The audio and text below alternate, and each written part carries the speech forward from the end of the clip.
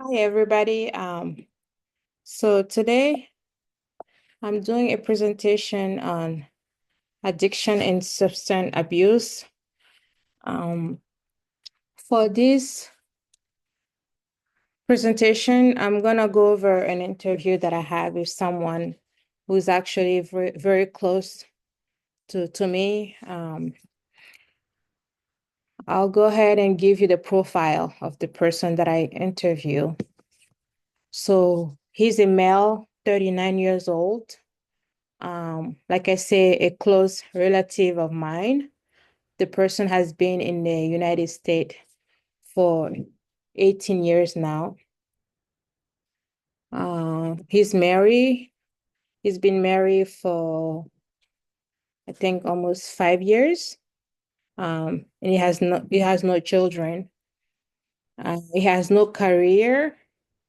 He is consistently unemployed, so he cannot. I think the longest that he was able to keep a job was, he told me, 4 months. Because every time he find a job, for some reason, it doesn't last. Either the manager or somebody at work will complain because he's always going outside smoking, or he's too slow to do his job, or he doesn't want to be there. So there's always different reason, but it's usually because of him, um, and not the other way around. So, like I say, he has no career. He actually has different goals because it keeps, while I was interviewing him, it keeps telling me that he's studying for to be an engineer. Then he says that he likes business. He wants to be a business person, open his own business, work for himself. And he also told me that he wanted to do computer science.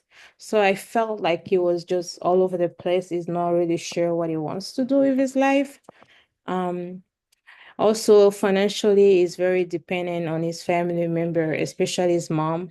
She's the one who basically send him money when he needs to pay his rent or he has trouble paying his bill. He's married and his wife does help, but she doesn't make that much money, so they mostly depend on his mom to support them financially. Okay. So substance use. So since 2008, the he's been smoking cigarette as well as alcohol, and he started both at the same time. The marijuana use started in 2011. So I just wanted to give some facts. So tobacco is addictive because it contains nicotine. Nicotine is a highly addictive compound present in tobacco plants. More than 480,000 deaths every year due to cigarette smoking, including secondhand smoking. This is to show you how um, bad tobacco addiction can be. Um, Alcohol beverage contain ethanol. Ethanol can depress the central nervous system, the eyes, the nose, and throat. 28.9 million people ages 12 and older have had alcohol use disorder. If not treated, alcohol addiction can lead to many health and social consequences. Another fact that I wanted to mention, approximately 1 in 10 people who use marijuana will become addicted. Marijuana use can have negative and long-term effects. Studies link marijuana use to depression, anxiety, suicide, and psychotic episodes. 1 in 10 adults who use marijuana become addicted. And I wanted to give all this fact because the person that I interview does use all three substances.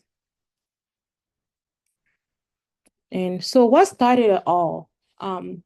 So the male relative that I interview believe that it started due to stress and depression. So when he first came here in the United States, he was living with his uncle, and one day, all of a sudden, his uncle kicked him out of his house, telling him that he's big enough, he's old enough, he can take care of himself.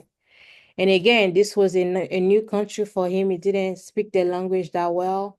Thank God he met some friend, he knew some people. So he was able to go to one of his friend's house, who he stays there for a few months. His friend helped him find a job. But his friend was somebody who used to go to the club every weekend. He was smoking, drinking. So that's basically how he started. So it was through socialization with other people, he started smoking and drinking as well. Um, so this continued. So the more he did it, the more he felt better because he had so many issues at that time. Every time he would smoke and drink, it will make his problem go away. But of course, after a while, everything will come back again. So the marijuana use started in 2011 when he moved to a different neighborhood. He met these young people who were dealing drugs, and that's how he started using marijuana as well.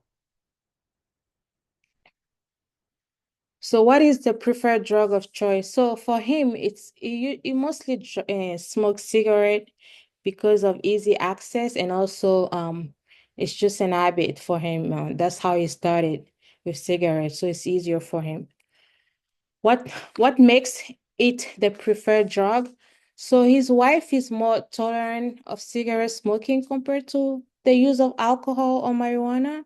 And also another thing that he told me is that in his culture, cigarette smoking is more acceptable than drinking.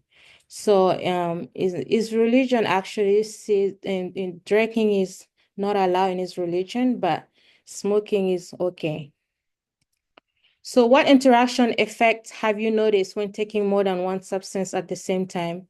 So combining alcohol and cigarette make it easier for him to get in his safe space. It also allows him to forget his issues that he's dealing with at the time. It can sometimes make him dizzy, feel dizzy, and he gets more frustrated after the effect wear off. And he also has had instances where he would just vomit on himself and his wife will help clean him up. Have you ever been to a treatment facility? So he's never seek treatment or been to a facility. And to be truthful, the more I talk to him, I feel like it hasn't really realized how serious it is.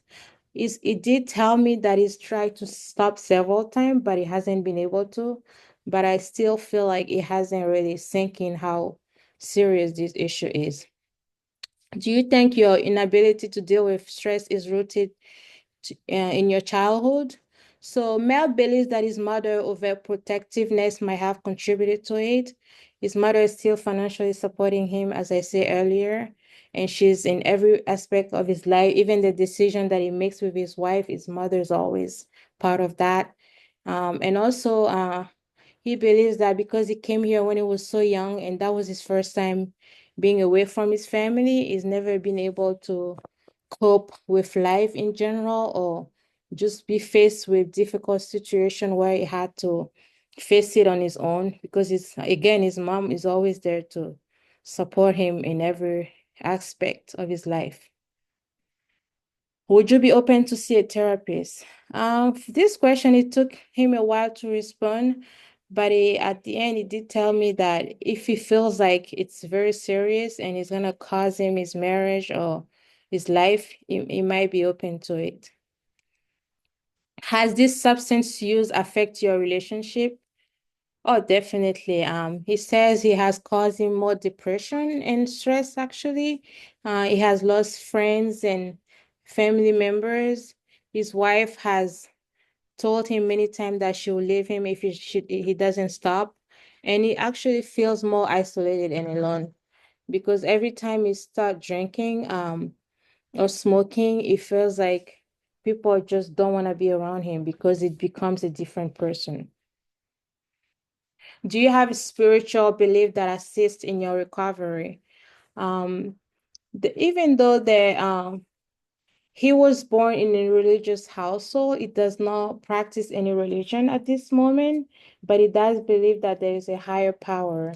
But just to answer that question, no, he has not used his spiritual belief to assist in his recovery.